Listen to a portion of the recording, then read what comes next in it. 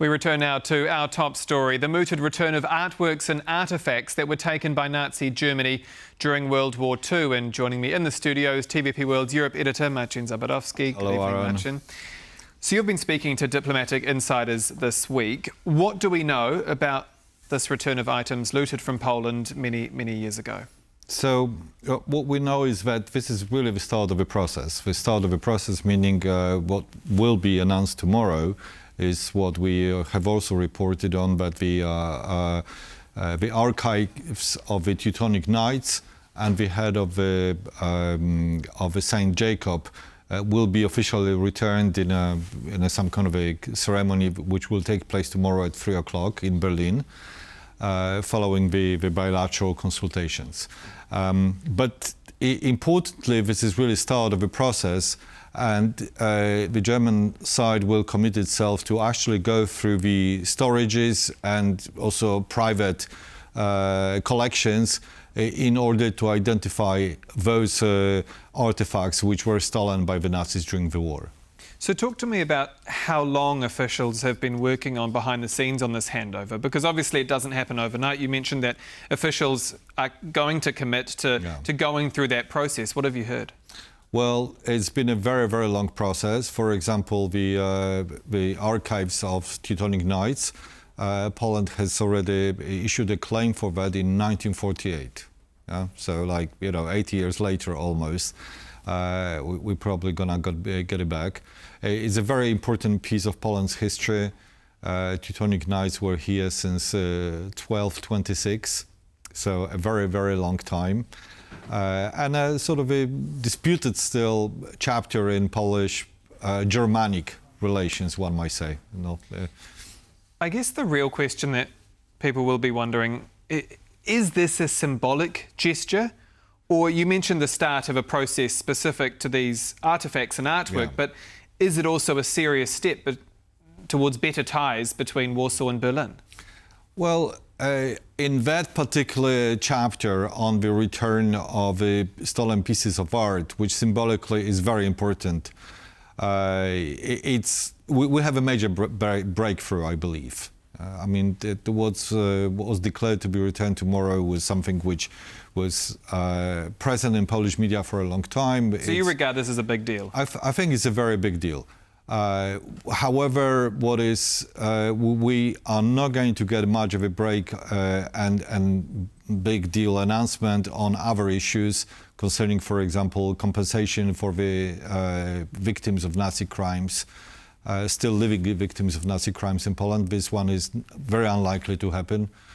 And probably not much breakthrough in defense and security cooperation.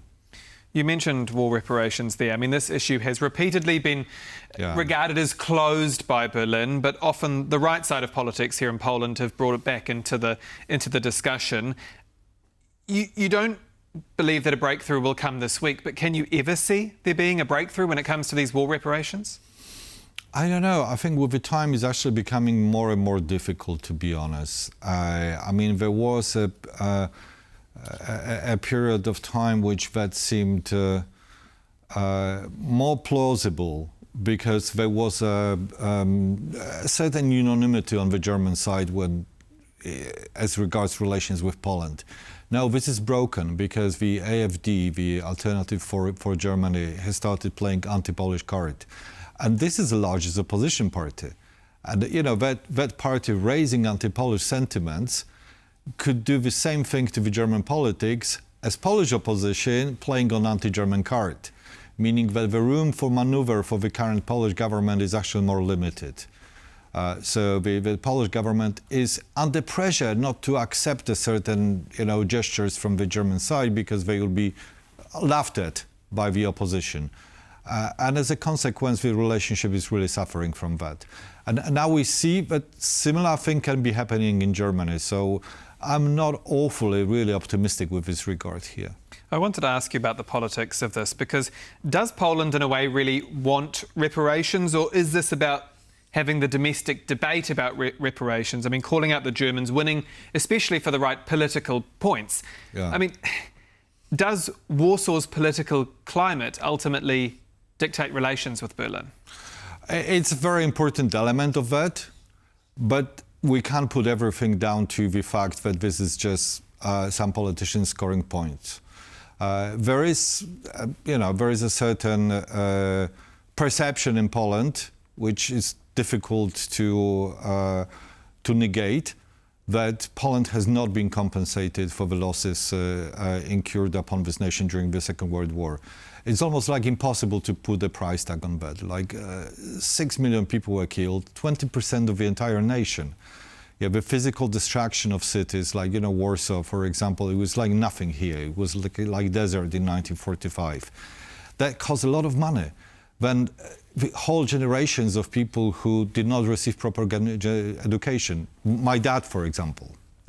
My dad went to school on the 1st September 1939. It was meant to be his first day at school. He never got there because the warplanes started, flying over their heads, so they had to be returned home. And then he spent another 6 years somewhere in a countryside without education, just in a safety.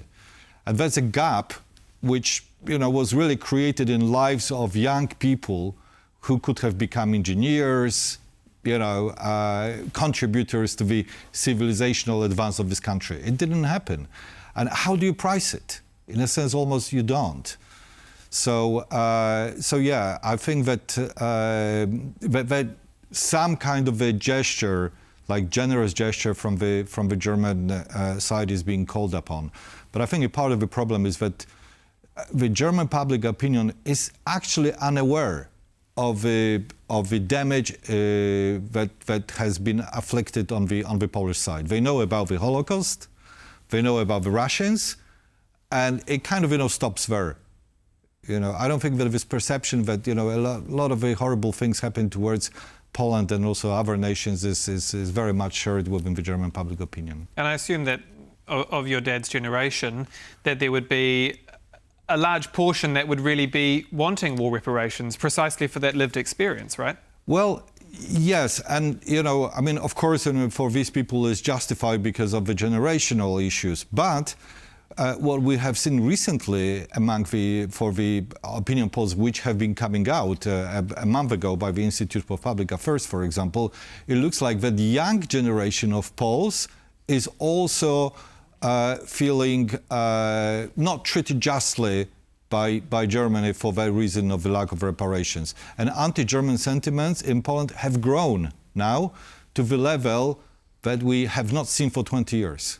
Well, that brings me to my next question, because Donald Tusk, the Polish Prime Minister, is expected at this summit with Chancellor of Germany, Friedrich Merz. I mean, have you seen, from your perspective, Poland move closer to Germany under Prime Minister Tusk? And does that mean, you mentioned defence cooperation earlier, does that mean that Poland could eventually develop some kind of closer defence cooperation, given Russia knocking on the eastern flank?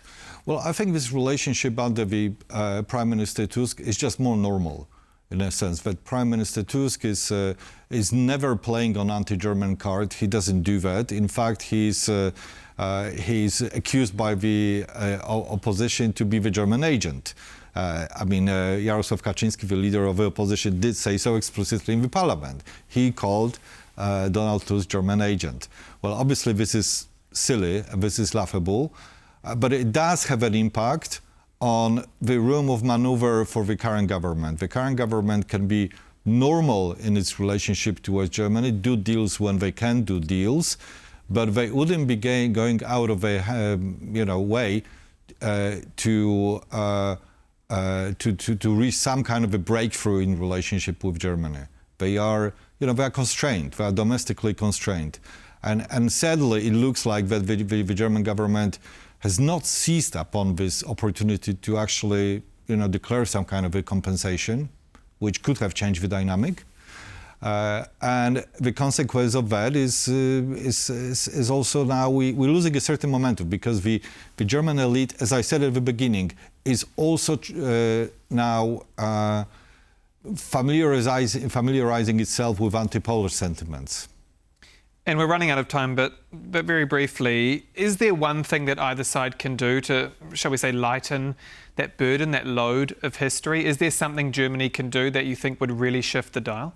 Well, I think two things. Number one is actually declare a generous compensation package for the living victims of the Nazi crimes, and actually prioritize it. I mean, there have been some possible announcements. The sum of 200 million euro was mentioned, but when you think about like the damage inflicted upon these people, that's a laughable amount, frankly. Yeah.